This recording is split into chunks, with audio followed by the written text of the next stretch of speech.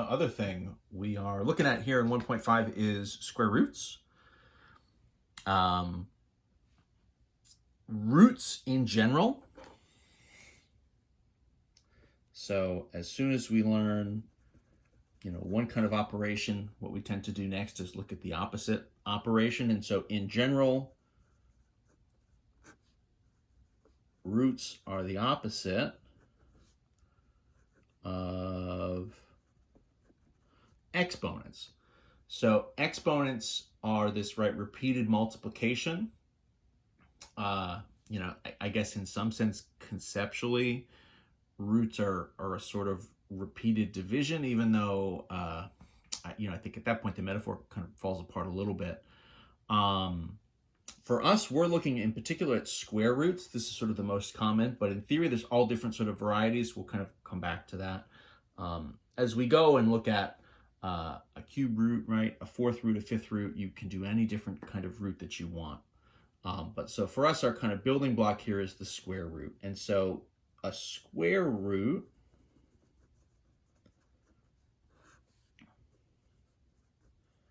is the opposite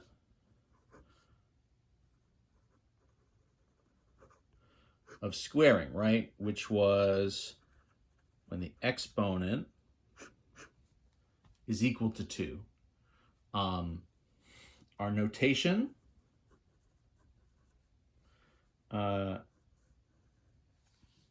is going to be the square root of a value a. So it would look like this. This would be the square root of the value a. So it's this division sort of looking symbol. This is what we call a radical, or a radical sign.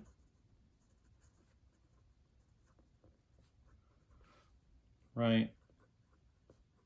So it looks like a division, which, we're sort of in a division realm. It has this extra kind of tail on it in the front. If you were doing a root that was the opposite of cubing, right? So we said, squares and square roots. So the exponent 2 versus the square root, they're sort of going back and forth. I mentioned cube roots, fourth roots. So those would be the opposites of cubing, raising to the third power, or, raising something to the fourth. The opposite of that would be the fourth root. There's all sorts of these different roots. If you're doing a higher order root, what we would call it, you would actually put the sort of number here kind of in the nook of this sort of radical sign. If it's a cube root, you'd put a little 3 in here. A fourth root, you'd put a little 4 in here. If you see a radical sign without any kind of numbers on it, it means a square root. Again, that's kind of our default. So all this talking, you're probably just saying to yourself, this is too much talking, I don't understand what actually is happening. So let me sort of show you what we mean here. So take, for example, 6 squared, right, would be 6 times 6 would be 36, 6 to the 2. And so what that means for us as a square root is if you sort of put the radical over the 36, so if you approach it from the other side, it'll take you back to the 6, right? So a square root gives you, right, it tells you what is the number kind of multiplied by itself that would get you to 36, right? A times a is 36. What is that a value? What is the value that does that, right? So for example, right, say you have the square root of 81, right? So this means, what times what equals 81, right? Same number times same number, right? So what value squared is 81? So for us, right, what this is coming from, we need to essentially just sort of get all these values from our kind of memorized times table values, right? So for us, from our times table, right, we could say, 81, right, that's one of the 9s, right? Isn't it the case that 9 times 9 is 81? We would say yes. So then it must be the case that the root of 81 would be 9. And that's what we're doing, right? So we're kind of getting these initially just like from our times tables. These values, 36, 81, these sort of numbers that are the result of squaring another number are what we call perfect squares. So a perfect square is a number that results from squaring a whole number. So for instance, right, 4, because 2 squared is 4, 9, right, which is 3 squared, 16, which is 4 squared. Oops, did I sneak out of view or not quite? Right, 25, 36, 49, am I skipping any? 7, 8 times 8, 64, 9 times 9, 81, 10 times 10, 100, even up to, 11 squared would be 121, 12 squared is 144, 13 squared is 169. I'll sort of list them up here to 15. 14 squared is 196. 15 squared is 225. Half of those in the teens, I don't even necessarily remember off the top of my head. What I'll say is, for the most part, right, you'll kind of have everything, up to 10 times 10 kind of memorized.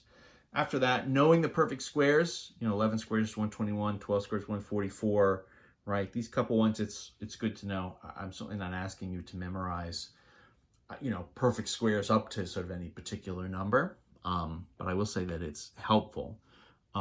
What this kind of means is we're a little bit limited in terms of what kind of squares we can ask for. What's the square root of 64, right, is going to be 8. Sure. Anything that's kind of not obvious for bigger values, you kind of just have to guess and check.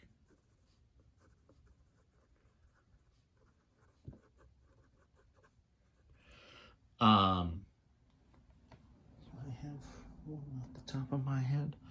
I don't. Oh gosh. Well, no. I tell you what. What I'll say is, for bigger values, you kind of just have to guess and check. I'll kind of leave it at that.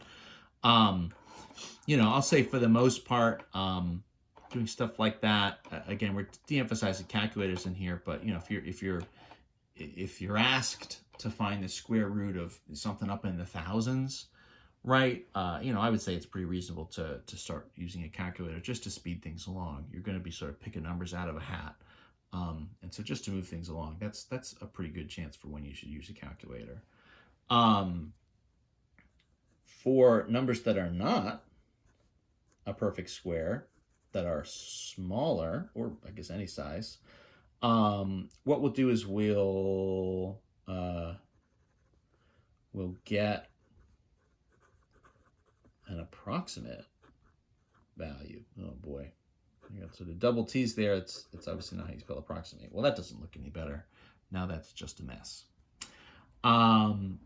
So let me show you how you might approach something like that. So let's say, for instance, right, in theory, every number has a square root. It's just that if it's not a perfect square, it's not going to be a whole number as the square root. It would be some sort of, either what you'd write as a fraction or a decimal.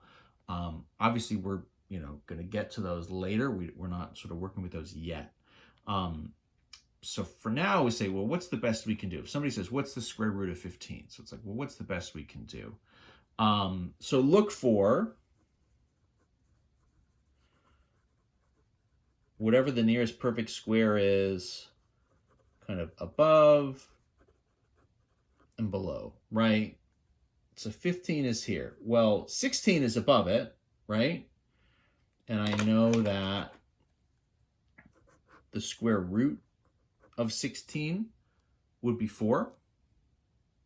So, okay, If the square root of 16 is 4, then the square root of 15, in theory, should be close to that. You know, what would be my other options? So what would be, and actually, I'll tell you what, instead of this little arrow, right, I'll use my greater than symbol, right?